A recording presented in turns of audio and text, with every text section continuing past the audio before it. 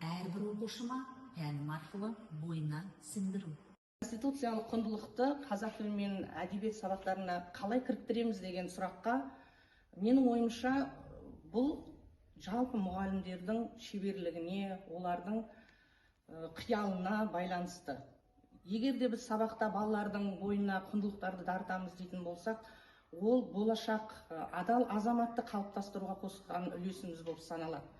Біз құндылықтарды дәріптеуші ретінде әр сабағымызда оқушылардың бойына әділеттілік, жауапкершілік және құрмет сияқты қасиеттерді сіңіріп, оларды өмірмен байланыстыра отырып қалыптастыруға міндеттіміз.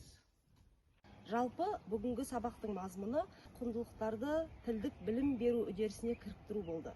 Топтық жұмыс барысында оқушылардың азаматтық көзқарасын қалыптастыру мен тілдік дағдыларын қатар дамытуға бағытталған әдіс тәсілдер пайдалы, тиімді болды.